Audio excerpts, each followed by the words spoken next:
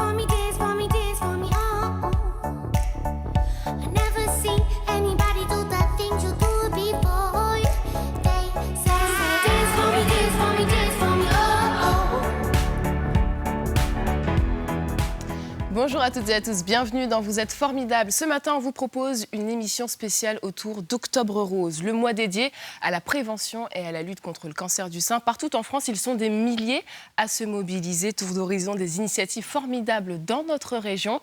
Et avec nous, pour en parler, docteur Cécile Bendavid-Attias, bonjour. Bonjour. Vous êtes gynécologue spécialisée dans la chirurgie du sein, en cancérologie et reconstruction. 17 ans que vous accompagnez les femmes atteintes de cancer du sein. L'occasion aussi d'évoquer les actions de l'association Sénopole-Sévigné dont vous êtes présidente. Fanny Roux, bonjour. Bonjour. Vous êtes présidente du comité départemental de la Ligue contre le cancer d'Ille-et-Vilaine. Vous reviendrez sur la mobilisation des Brétiliens tout au long de ce mois. Alexandre Corbel, bonjour. Bonjour. Vous êtes enseignant en activité physique adaptée. Vous nous expliquerez les enjeux du sport quand on traverse l'épreuve d'un cancer et comment il s'adapte à toutes les pathologies. Et enfin, Anne-Cécile Estève, bonjour. Bonjour. Vous êtes photographe. Vous avez réalisé une trentaine de portraits de femmes qui ont subi une ablation du sein suite au cancer. Vous nous raconterez comment cette expérience aide aussi à la réparation. Nous sommes ravis de vous accueillir. Bienvenue à tous les quatre. Alors, chaque année, Octobre Rose, c'est la mobilisation générale pour la lutte contre le cancer. Mais pour la plupart d'entre vous, c'est une lutte de tous les instants, toute l'année. Tout de même, ça représente quoi, docteur Bendavid-Attias? Ce mois rose? Oui. Ça représente une mobilisation effectivement de milliers de personnes, des différentes associations, même si effectivement on est en rose toute l'année. Mais un mois où on reparle quand même un petit peu de l'importance du dépistage, ce qui me semble être plus important, et puis aussi des prises en charge, de l'espoir, des difficultés aussi. C'est toujours important pour vous qu'on marque le coup quand même chaque mois d'octobre? Je pense que personnellement on le marque plus régulièrement dans l'année. Et je pense que ça, c'est important. Mais c'est ainsi. Et donc, c'est important, oui, qu'on soit présent sur ce mois d'événements. Alors, j'imagine qu'à la Ligue contre le cancer, c'est aussi beaucoup de travail, ce mois Octobre Rose. Combien de temps prépare-t-on une telle mobilisation ? Alors c'est vrai, je rejoins ce que dit le docteur Bendavid, on ne commence pas le mois d'Octobre Rose au mois d'octobre. C'est un travail de longue haleine et qui commence dès le mois de juin. En fait, on invite vraiment les personnes qui souhaitent se mobiliser pour le mois d'octobre à nous contacter dès le mois de juin, parce qu'il y a tout un travail de coordination, d'organisation, de planification aussi, pour pouvoir mobiliser un maximum de personnes sur le territoire. Je pense notamment à nos bénévoles qui, après, se rendent sur l'ensemble des événements pour lesquels on nous a sollicités, pour tenir des stands, pour informer, pour sensibiliser, pour parler aussi des actions plus larges de la Ligue contre le cancer à l'attention des personnes malades d'un cancer du sein, mais aussi de tout type de cancer, et de leurs proches également. Et justement, est-ce qu'il y a d'autres cancers qui bénéficient d'une telle exposition médiatique ? Moins, c'est vrai qu'Octobre Rose aujourd'hui, et en tous les cas, toutes les actions autour du cancer du sein sont celles qui sont les plus médiatisées, qui sont évidemment aussi un prétexte de parler des cancers en général. Il y a d'autres actions dans l'année et des dates qui sont phares. Je pense notamment à Mars Bleu sur la prévention et les promotions des dépistages contre le cancer colorectal. Et puis, voilà, d'autres dates.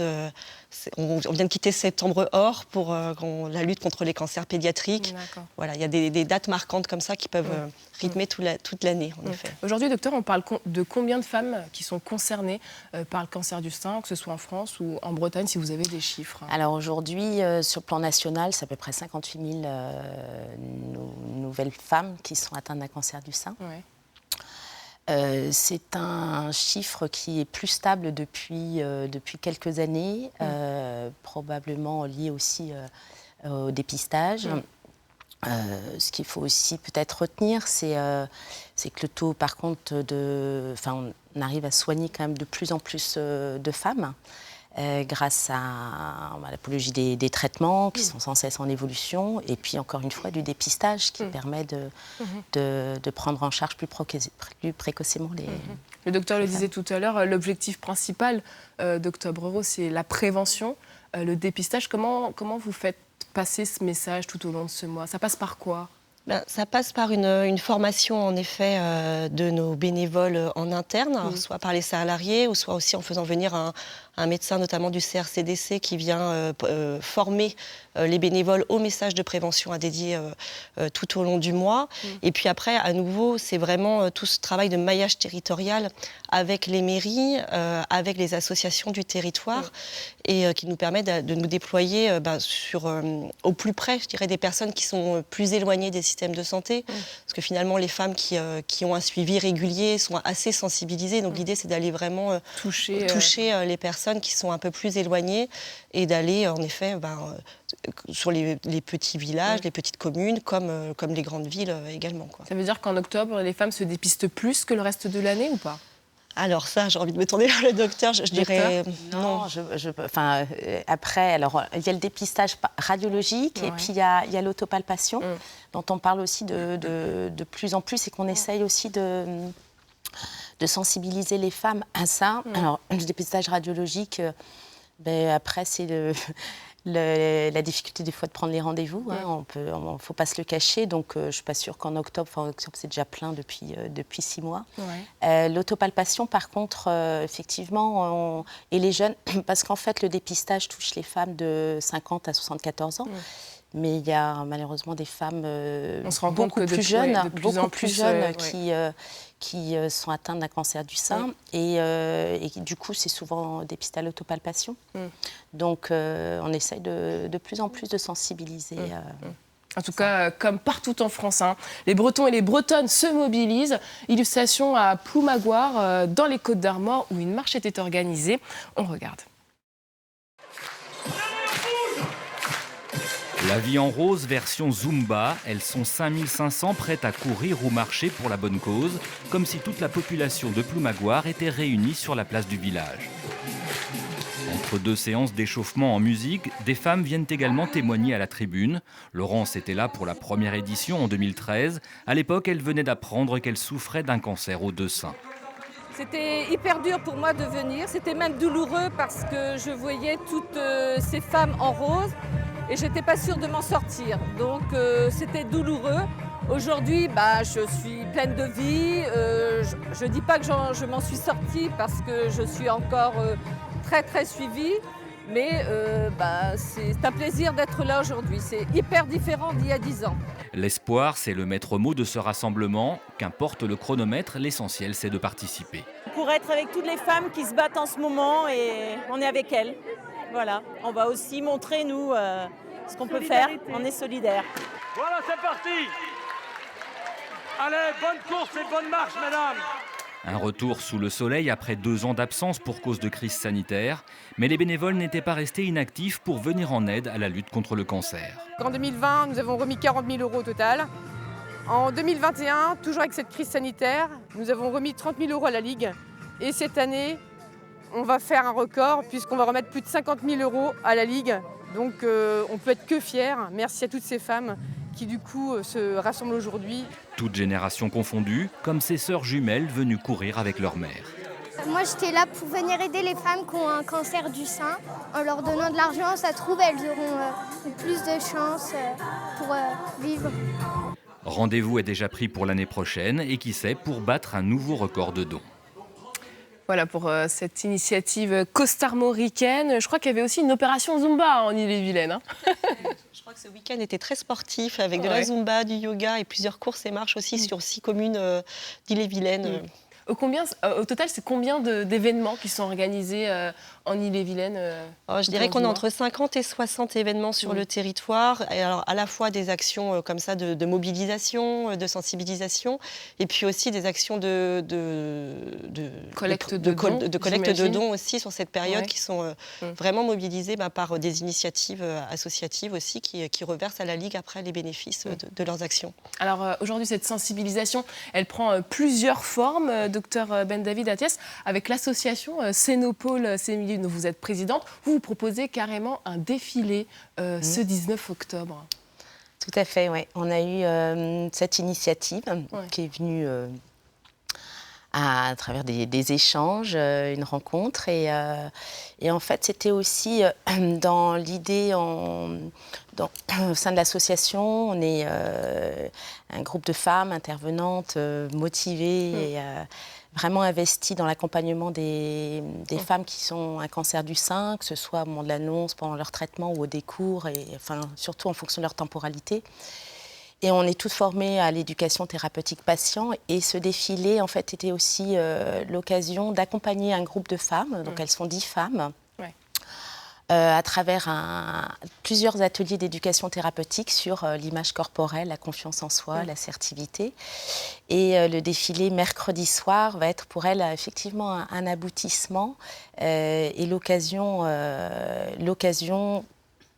très probablement d'un dépassement de soi, de se... Et c'est un sacré défi pour ces femmes. Ah, c'est tout à fait un défi. Il y aura plus de 100 personnes pour les porter aussi et les accompagner. Un défi, je crois que c'était aussi l'occasion de partager des choses aussi avec d'autres femmes. Et puis, je crois qu'elles ont aussi envie de véhiculer et puis des images. Peut-être ce qui est intéressant à expliquer, c'est tout le travail de fond, justement, pour arriver jusqu'à ce défilé. Qu'est-ce qu'il y a derrière? Comment on prépare ces femmes-là? C'est plus qu'un défilé, en fait. C'est exactement ça. C'est une aventure. Hein. C'est une aventure humaine qui nous semble être essentielle. Et pas qu'un soir. Donc, en fait, on a proposé à 10 femmes qui ont... toutes rapidement accepté de participer. Et ensuite, donc on est 2 intervenantes du Cénopole à surtout orchestrer ces ateliers, dont Catherine Bassereau, qui est sexologue clinicienne en sexo-corporel. Et là, c'est aussi important de commencer à parler de la sexualité et de la santé sexuelle dans le cancer. Et donc, on a préparé, on les a toutes vues d'abord... une à une, j'imagine. Une à une, tout à fait, en entretien individuel. Et puis ensuite, on a programmé donc 3 ateliers. Et à chaque fois, on faisait des exercices, des animations où on les mobilisait elles-mêmes. Et puis, ça a permis de créer une vraie cohésion entre elles. Et, ça matchait tout de suite. Oui. Et justement, c'est aussi de dire qu'il y a une approche multidisciplinaire aujourd'hui pour accompagner ces femmes. Par exemple, à l'association Cénopole Sévigné, c'est combien de corps de métier qui gravitent justement pour accompagner ces femmes? Alors aujourd'hui, on est 6. Donc il y a donc Catherine Bassereau qui est sexologue clinicienne. On a Christine Esberbonnier qui est sophrologue. On a Fanny Bourris qui est masseur kinésithérapeute. On a Stéphanie Duval qui est réflexologue plantaire. Et puis, on a la chance aussi d'avoir Géraldine Giboire qui est patiente partenaire, qui fait partie intégrante de cette équipe et qui est là aussi pour accompagner ces femmes, apporter un soutien de pair à pair, un soutien que nous, on ne peut pas toujours donner. Et c'est ça aussi aujourd'hui, Octobre Rose, c'est mettre en lumière ces femmes. Elles prennent davantage la parole, vous trouvez, Fanny Rowe, aujourd'hui? Oui, en tous les cas, c'est essentiel de leur donner cette place-là, parce que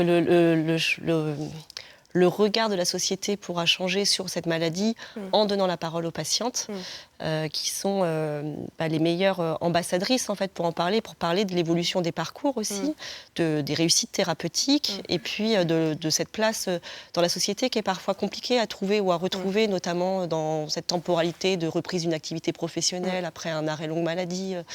Donc c'est essentiel ce travail, et je trouve que ce qui est formidable dans ce travail de groupe, c'est vraiment cette force du collectif pour trouver des réponses individuelles dans un parcours qui est différent d'une femme à l'autre. Ça veut dire aujourd'hui aussi qu'on est capable d'apporter peut-être des réponses plus personnalisées, des parcours de soins où les femmes sont davantage actrices. C'est ce qu'on essaye en tout cas, effectivement, parce que toute personne a les ressources en soi. C'est évident, mais après, je pense qu'on peut se sentir démuni et peut-être qu'effectivement, ces parcours d'éducation thérapeutique, c'est aussi là pour faire appel à leurs propres ressources et trouver des solutions à certains mots MAX. Gagner du terrain face à la maladie, ça passe aussi par le sport. Alexandre Corbel, vous enseignez donc en activité physique adaptée. Peut-être juste comment le sport peut-il faire la différence que l'on soit avant, après et pendant le traitement? Ça, c'est à plusieurs niveaux. On sait que les traitements vont avoir un impact sur la masse musculaire, il va y avoir une fatigue qui va s'installer. Tout ça, ça crée un véritable cercle vicieux. Et l'activité physique, ça prend tout son rôle. Ça permet aussi de lutter contre cette fatigue, de lutter contre ce... Alors, on ne vous entend pas. Je vous donne le micro. Voilà. Allez-y. Hein. Alors, ça permet de lutter contre cette perte de masse musculaire, contre cette fatigue que les personnes peuvent ressentir. Et ça permet aussi, en quelque sorte, de se réapproprier son corps, reprendre confiance en ses capacités. Alors justement, vous nous avez apporté quelques photos, l'une de votre dernière séance de sport, avec des femmes. Comment s'organise une séance? Racontez-nous un petit peu les coulisses.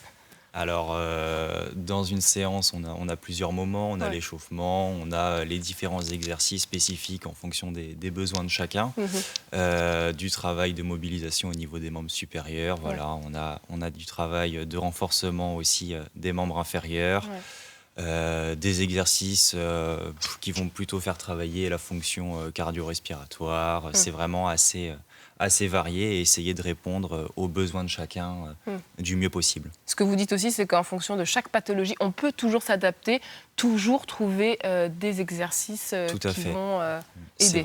C'est vraiment le message à retenir, c'est qu'on peut tout faire à partir du moment où c'est adapté à nos particularités et à nos besoins. Et ces femmes qu'on voit à l'image, elles viennent de leur plein gré ou est-ce que souvent elles sont orientées par des professionnels ? Alors ça dépend, les dames peuvent être orientées, on peut les diriger vers la Ligue ou d'autres associations et après elles peuvent aussi venir par le bouche à oreille, se dire effectivement ça peut être quelque chose de bénéfique pour moi et donc à partir de ce moment-là elles viennent. Alors, quand je vous ai appelé pour préparer cette interview, vous avez insisté sur un mot, la fatigue, qui est évidente quand on est malade, mais qui peut aussi vite entraîner un cercle vicieux. C'est quoi le message pour vous aujourd'hui ? Alors, c'est capital, c'est-à-dire que ça peut être un petit peu contre-intuitif, c'est que généralement, quand on est fatigué, on va avoir tendance à venir se reposer, on perd énormément en masse musculaire. Alors je ne dis pas qu'il ne faut pas se reposer, pas du tout, mais en tout cas, le message à retenir, c'est que pour lutter contre la fatigue liée au cancer, il faut se mobiliser, il faut bouger. Ça passe par du renforcement musculaire, mais par tous les autres soins de support aussi qui sont proposés. Et c'est vraiment le message à retenir, c'est qu'il faut se mobiliser et ça permet de lutter contre la fatigue. Docteur Ben David Attias, ça c'est vraiment une évolution que vous constatez, vous, cette place que prend le sport aussi dans le parcours de soins ? Oui, tout à fait. Ouais. Ça fait une dizaine d'années maintenant que le sport commence à rentrer dans le schéma thérapeutique. Et on a senti une évolution très intéressante et importante. Et aujourd'hui, ça fait partie vraiment du schéma thérapeutique patient. C'est-à-dire qu'on leur propose très souvent un accompagnement à pas pendant les traitements. Et quand on les interroge, moi j'en parle beaucoup, j'étais vraiment sensibilisée à ça très tôt, eh bien on ressent bien qu'elles ont effectivement moins de fatigue, moins de douleur aussi. C'est les deux symptômes qui gagnent, qui évoluent essentiellement favorablement avec l'activité physique adaptée. Ou pas en fonction de chaque femme, mais chaque homme. Et j'imagine aussi que ça joue aussi sur le mental. Vous devez les voir évoluer de séance en séance. Oui, tout à fait. Et puis on a aussi l'effet groupe, puisque là on les prend en séance de groupe et c'est vraiment un effet. Ça permet de se retrouver, de discuter, ça motive. Donc ça joue aussi un rôle important. C'est peut-être un aspect que l'on connaît moins de la Ligue du cancer, parce que des professionnels comme Alexandre, c'est vous aussi qui les fédérez. C'est quoi ce travail en sous-main qu'on n'imagine pas quand on est de l'extérieur, justement, Fanny Roux ? C'est vraiment un des axes importants de la Ligue contre le cancer. Donc il y a toute cette partie de prévention et de promotion des dépistages, mais il y a toute la partie accompagnement des personnes malades et de leurs proches, avec notamment des lieux d'accueil et un lieu d'accueil physique basé à Rennes qui propose tout un panel de soins de support. Et également, depuis mars dernier, un dispositif qui a été lancé sur l'ensemble du territoire d'Ille-et-Vilaine qui s'appelle Proxy League et qui permet à des professionnels de soins de support d'intervenir directement au domicile des personnes ou en tous les cas d'offrir aux personnes malades et à leurs proches, j'insiste, la possibilité de bénéficier de soins dans un rayon de 20 km environ. Donc, c'est aussi une autre forme d'engagement. Et aujourd'hui, on travaille avec 120 prestataires sur l'ensemble du département. Et puis, on commence à être connu aussi, on est assez bien connu d'ailleurs des autres associations qui en parlent également j'imagine, pour prolonger aussi l'accompagnement qui peut être proposé au Cénopole, par exemple. On crée un réseau. Tout à fait. C'est ça, une petite toile d'araignée qui se tisse. Essentiel. Alors, je le disais tout à l'heure, on le voit chaque année, les femmes qui sont atteintes du cancer n'hésitent plus à témoigner. Gwenaëlle Lequinf nous a raconté son histoire. Elle a écrit un livre sur cette épreuve. Elle nous raconte, regardez. Émilienne rompt le silence. Tu sais, Julie, un cancer, ça peut être dramatique, mais ça peut être aussi une renaissance. C'est à toi de choisir. Le souffle de la salamandre raconte l'histoire de Julie, aide à domicile, touchée par un cancer du sein. Un récit fictif inspiré du vécu de l'auteur. Dans ce premier roman, Gwenaëlle Lequinf a à cœur de lever les tabous autour de la maladie. Quand on annonce qu'on est malade d'un cancer, on a beaucoup de regards autour de nous, des têtes d'enterrement, j'ai envie de dire. Alors que oui, c'est une maladie grave, évidemment, c'est pas à prendre à la légère, mais tant qu'on n'est pas mort, on est vivant. Et du coup, je trouve que souvent le cancer, il est traité de manière... ça part très souvent dans le pathos, on montre le côté larmoyant. Et moi, j'avais au contraire envie de montrer qu'une maladie, ça peut être aussi l'occasion de réinterroger sa vie, que ça peut être l'occasion de revenir à l'essentiel. Julie, l'héroïne, entame alors un voyage initiatique intérieur, au contact de la nature, guidée par Émilienne, une femme centenaire. À mon échelle d'humain, parmi les humains, j'ai l'impression d'être à l'étape de chrysalide. En pleine mutation, je ne sais pas ce qui va éclore. Je me contorsionne pour me défaire de l'ancienne peau, trop étroite, trop terne. Quand on est rentré dans cette urgence de vie à cause de la maladie et qu'on ne sait pas encore combien de temps ça va durer, cette vieille peau, on ne peut pas la laisser nous bloquer les ailes en fait. Nos ailes, elles ont besoin de s'ouvrir, on a besoin de vivre pleinement. Du coup, c'est faire tomber tout ce qui n'a plus lieu d'être. Avec une écriture à la fois sensible et sans détour, Gwenaëlle Lequinf livre sa rage de vivre, un souffle de vie et d'énergie. Voilà, pour ce portrait de Gwenaëlle Lequinf, vous avez le sentiment que les femmes témoignent davantage, docteur David Benatias, ou pas? Davantage, je ne sais pas, mais en tout cas, elles témoignent beaucoup. Ouais. Et ce que j'entends à travers le discours et probablement le livre de Gwenaëlle Lequinf, c'est effectivement cette renaissance. Et en fait, il y a aussi quelque chose qui peut être positif dans cette épreuve, comme dans toutes les épreuves, mais entre autres dans celle-ci, qui se découvre souvent pas à pas chez les femmes. Et c'est effectivement des priorités qui vont changer. Elles en tirent souvent quelque chose de positif. Et à la fin du parcours, alors, on ne parle pas de l'après-cancer qui peut être très difficile, quand les priorités ont changé, souvent liées à leur mode de vie, leur intensité de quotidien, eh bien, elles mettent un peu plus de place pour elles. Et souvent, c'est finalement quelque chose qui est assez positif, et c'est ce qu'on entend aussi dans le livre. Et on va parler dans quelques instants de l'après-cancer, mais Gwenaëlle Lequinf évoque aussi les tabous pendant le moment où on vit cette épreuve-là. C'est quoi ces tabous qui reviennent souvent en consultation ou dans le vécu des femmes? Alors, je pense que les tabous sont surtout dans l'après-cancer, où effectivement, quand les traitements s'arrêtent, les traitements en tout cas qui nécessitent des déplacements dans des établissements de santé, type chimiothérapie, radiothérapie, s'en suivent l'hormonothérapie qui est plutôt en off, parce que c'est un comprimé qu'on prend à la maison, mais qui néanmoins a pour autant beaucoup d'effets secondaires. Et là, Alexandre pourra aussi probablement en reparler. Et c'est justement le regard de l'extérieur et même des proches, où on a l'impression que le cancer c'est fini, maintenant il faut reprendre une vie normale. Bien non, il y a un avant, il y a un après déjà, dont elles prennent conscience finalement, peut-être à ce moment-là.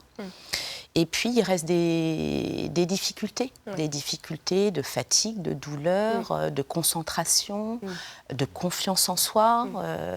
Et là, du coup, je pense qu'elles se sentent isolées, seules. Enfin, c'est une période qui est compliquée. Donc peut-être que les tabous sont là, à savoir que il y a une incompréhension, en tout cas, de l'extérieur. Comme le disait le docteur Ben David Atias, on ne mesure pas non plus les effets secondaires du traitement, des médicaments. Oui, tout à fait. Et c'est surtout que des fois, c'est pas des effets secondaires visibles en fait de l'extérieur. Et c'est ça, je pense, qui est aussi dur à vivre pour ces personnes-là. Et donc c'est pour ça que c'est important de les prendre en compte et de proposer des prises en charge adaptées aux problématiques de chacun. Et il y a aussi l'image de soi qui entre en jeu. C'est justement l'un des points centraux dans l'après-cancer. On va s'arrêter sur votre travail, Anne-Cécile Estève. Vous proposez l'exposition MU dans le cadre d'Octobre Rose, portraits de femmes qui ont subi une ablation du sein suite au cancer. Peut-être d'abord, combien de portraits vous avez réalisés? Comment vous est venue l'idée d'attaquer sur ce thème-là? Alors, j'ai réalisé en tout 32 portraits. Donc j'ai fait un premier travail à Rennes qui a démarré il y a 1 an. Et donc j'ai photographié 17 femmes à Rennes. Là, je viens de terminer une résidence à Vannes où j'ai photographié 15 femmes. Et donc il y a une exposition, enfin 2 expositions en parallèle. Une au Centre Eugène Marquis en ce moment, avec les photos de Rennes, et une à Bref, qui est une résidence d'artistes à Vannes, voilà, en ce moment pour le mois d'octobre aussi. Et ce projet, il est né aussi de la rencontre avec un docteur, alors pas le docteur Ben David Atias, mais une autre femme. C'est ça. En fait, il est vraiment né de cette rencontre avec une chirurgienne plasticienne qui s'appelle Cécile Méal. Voilà, on s'est rencontrés sur autre chose et moi, dans la conversation, en fait, je lui parlais de tout ce que je faisais en photographie et de mon envie de m'orienter vers une photo, je mets des guillemets, plus thérapeutique pour travailler sur l'image de soi. Ou en tout cas prendre soin des gens, les valoriser en photo. Et puis elle me parlait du cancer du sein et toute la difficulté que les femmes ont à se réapproprier leur corps derrière, enfin après la fin des traitements. Et du coup, on a décidé de monter un projet ensemble voilà, pour traiter de ces 2 sujets. Donc en fait, moi, par ce travail, en fait, je commence le travail par un entretien avec ces femmes, je recueille leurs témoignages, donc je les laisse parler de leur parcours et ensuite je leur pose des questions sur ce que veut dire se reconstruire. Justement, la suite de votre démarche, on va la regarder hors reportage puisque France 3 s'est invité lors de l'une de vos séances photos. Avant la séance de pose, devant l'objectif, il y a toujours un échange entre la photographe et son modèle. Donc l'annonce s'est faite chez mon médecin traitant. Et puis c'est un mur en pleine face, quoi. Même si on sait qu'avec les antécédents, il y a un risque, voilà, mais on s'y attend pas, quoi. Quand Marion a découvert MU, la série de portraits de femmes atteintes de cancer du sein d'Anne-Cécile Estève, ça a été un déclic. Elle-même venait tout juste d'être opérée. Je me suis complètement désolidarisée en fait de mon corps et de me dire voilà, mon sein il est malade, on le traite, on le charcute, on l'opère, on le ponctionne, voilà. Et c'est plus mon corps, enfin c'est plus mon sein en fait. Et après il y a toute la période où justement il faut se réapproprier et se dire si c'est mon sein, c'est ma féminité, c'est mon corps. Et voilà, et il est plus comme il était avant, mais il est là. Et il faut que je fasse et que j'avance maintenant avec, quoi. Décale-toi un peu sur ta gauche. Reconquérir son estime de soi après l'ablation d'un sein. Avec ses portraits de femmes, Anne-Cécile cherche à faire une photo qui fait du bien. Le regard que je porte sur elle sera différent du leur. Et donc moi, je les trouve belles et j'ai envie qu'elles se voient à travers mon regard, en fait, et qu'elles comprennent qu'elles sont belles, que la beauté vient pas d'une paire de seins, en fait, que la beauté vient de ce qu'on dégage, de notre sensualité, de qui on est dans la globalité, enfin dans sa globalité. 17 portraits et témoignages exposés au Centre de lutte contre le cancer Eugène Marquis à Rennes. Marion espère que ces photos encourageront aussi d'autres femmes à aller se faire dépister. Si si justement elles veulent pouvoir continuer à vivre et à profiter de tout ce qu'elles aiment, allez montrer vos seins, faites-vous dépister. Ok, super. Voilà, ce reportage dans les coulisses de ces séances photos. J'avais d'abord une question. Comment on accueille ces récits, justement, quand on n'est pas forcément professionnel de santé, qu'on est simplement une femme qui écoute une autre femme? Et ben justement, on l'accueille avec simplicité. Ce sont évidemment, oui, avec simplicité. Je pense que elles, justement, c'est ce qui les incite à parler plus facilement. C'est-à-dire que souvent, on m'a dit. Ce qui est bien avec toi, c'est que tu n'es ni médecin, ni psychologue, ni tout ça. Et donc, du coup, après, je ne sais pas si elle me parle différemment, mais en tout cas, voilà, ça se fait simplement et juste de femme à femme, en fait. Ouais, il y a une facilité. Ouais. Comment vous réussissez à instaurer un cadre de confiance? Parce qu'on le voit, ce sont des femmes qui sont encore meurtries parce qu'elles ont vécu. Comment on essaie de les mettre à l'aise dans un exercice qui n'est pas facile? Oui, alors il y a une première prise de contact par téléphone où en fait je leur... donc moi, la mise en confiance, elle se fait par une totale transparence, je pense, où voilà, je leur dis l'intention le projet que j'ai, l'intention, la finalité. Je leur dis qu'à tout moment du processus, elles peuvent en sortir. Il n'y a aucun engagement, que ce soit dès le début, après l'entretien, après le recueil du témoignage, après les photos et même après l'exposition dans l'autorisation de droit à l'image. Je mets que c'est une autorisation qui est révocable. Elles peuvent en sortir à tout moment. Voilà. Et puis ensuite, les photos, je les construis aussi avec elles, dans le sens où j'ai imposé le nu. C'était vraiment mon dispositif. Mais par contre, je leur dis, on montre que ce qu'on veut. Donc, si vous voulez pas qu'on voit votre visage, si vous voulez pas qu'on voit vos seins, s'il y a quelque chose que vous n'aimez pas chez vous, auquel il faut que je fasse attention, vous me dites. Et puis voilà, moi, je fais en fonction de tous ces paramètres. Et le but, c'est vraiment qu'elles se plaisent sur l'image qu'elles vont voir après. Il faut qu'elles en soient fières, en fait, parce qu'en plus, comme ce sont des photos destinées à être exposées ou à être montrées à la télévision, il faut qu'elles soient vraiment dans une position où qu'elles acceptent d'être vues par les autres et qu'elles en soient très fières. Docteur Ben David Aziz, pourquoi ces photos, elles font du bien à ces femmes? Quand vous regardez ce reportage, j'imagine que vous en avez déjà entendu parler. Oui, tout à fait. Alors, je pense que d'abord, ça convient à certaines femmes, ça ne convient pas à toutes les femmes, bien évidemment. C'est là où encore on arrive dans le schéma personnalisé. Mais je pense que c'est aussi... moi, je trouve ça magique. Je trouve ça très, très, très beau, très, très esthétique. Et oui, vous l'avez dit dès le début, on les trouve belles, et qu'elles se retrouvent belles. Donc, je pense que c'est important. C'est une belle occasion de faire un travail sur soi, sur l'image de soi et l'image corporelle. Je pense que c'est une... Ça pose justement cette question de l'après que vous évoquez, qui est aussi une étape très, très difficile. Quelles sont les problématiques qu'elles vous ont racontées, Anne-Cécile et Steve? Qu'est-ce qui revient le plus souvent justement dans cet après? Qu'est-ce qu'on a du mal à appréhender? Alors moi, ce qui m'a sauté aux yeux, c'est qu'en fait, après la fin des traitements, où elles sont, après la fin des traitements, voilà, elles rentrent chez elles, et en fait, ce que j'ai remarqué chez toutes, c'est qu'elles ne s'autorisent pas à dire que ça ne va pas. Et c'est compliqué à plein de niveaux. Et elles se disent, je suis guérie. Et puis l'entourage leur renvoie ça aussi. Et donc vraiment, elles ne s'autorisent pas à accepter ça. Donc je pense que c'est ça qui revient. C'est vraiment le fil conducteur, en tout cas pour les femmes que j'ai rencontrées. Comme vous dites, ce n'est pas le cas chez toutes, mais pour les femmes que j'ai rencontrées. Et puis ensuite, c'est la confiance en soi qui est vraiment atteinte.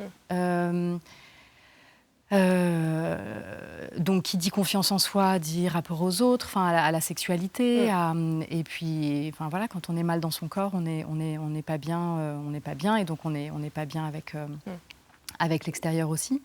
Donc c'est vraiment ça, et surtout elles me disent toutes, ça revient un petit peu à ce que je viens de dire, mais elles me disent toutes que pendant les traitements, en fait, leur vie est rythmée vraiment par tout ça. C'est-à-dire qu'il y a, je sais pas si vous.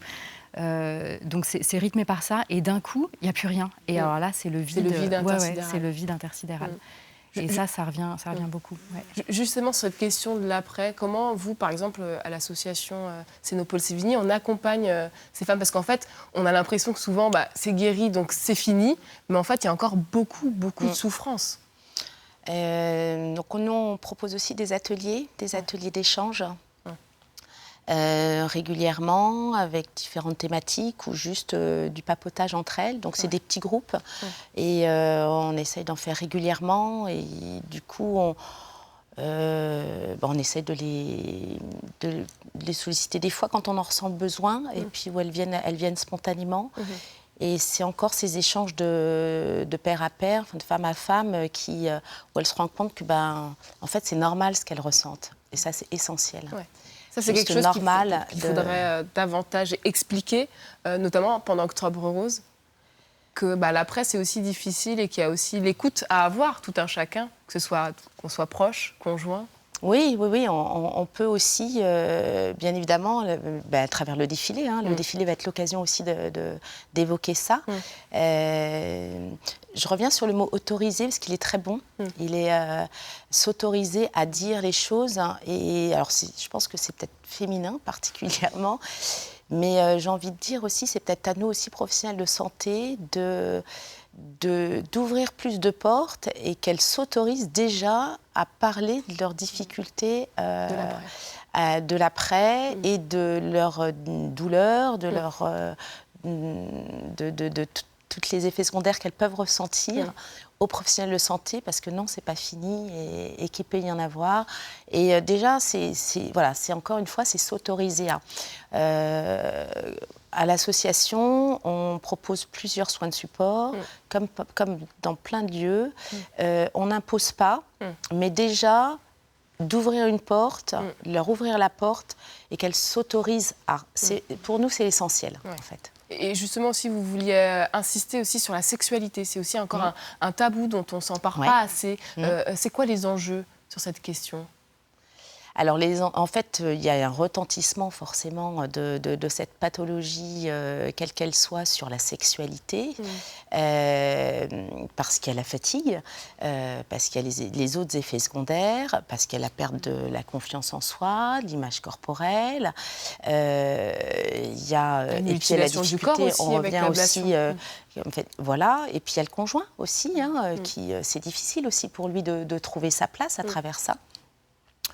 Donc, d'emblée aussi, d'ouvrir cette porte et de dire, si vous avez besoin, si on le souhaite, vous le souhaitez, c'est possible d'échanger, de discuter, parce qu'il peut y avoir une évolution de votre sexualité un peu inattendue, quand on va vous enlever le sein, même si on vous le reconstruit, ou pas, ou même si on vous conserve le sein. Donc, voilà, parce que il y a la santé sexuelle, par contre, est importante pour aussi la confiance en soi, le bien-être au quotidien. Ça fait partie de la vie. Et on le rappelle, le dépistage reste capital dans cette lutte. Peut-être quelques mots, Fanny Roux, sur la fréquence. Il faut se faire dépister combien de fois, quand Alors, les dépistages organisés, c'est à partir de 50 ans. En effet, c'est sur la tranche d'âge 50-74 ans, avec une recommandation, un appel au dépistage gratuit avec des mammographies tous les 2 ans, qui sont envoyées par courrier, et avec une double lecture de la mammographie pour bien évaluer votre examen. Et puis après, c'est en cas de doute, c'est ça, c'est vraiment ce message d'autopalpation ou d'autosurveillance, de se connaître, de regarder, de se regarder. Et ça commence dès 20-25 ans, et d'aller voir son médecin généraliste ou son gynécologue s'il y a le moindre doute ou le moindre changement dans sa poitrine. Et si on ne peut pas se mobiliser par des sanctions, on n'oublie pas qu'on peut aussi faire des dons. Tout à fait. Alors, c'est quoi la démarche rapidement ? Il nous reste 45 secondes. La démarche rapidement, c'est de se rapprocher de la Ligue contre le cancer ou d'aller directement sur le site internet du comité 35 de la Ligue contre le cancer et puis de suivre le petit bouton « Faites un don » et on vous remercie d'avance. Tout le monde peut se mobiliser. Merci à toutes et à tous pour vos éclairages ce matin. Merci à vous qui nous regardez chaque matin sur France 3 Bretagne. À midi, votre journal régional. Nous, on se retrouve dès demain à la même heure, au même endroit. Très belle journée sur France 3 Bretagne.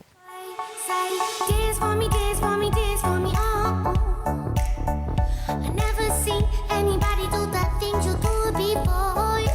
They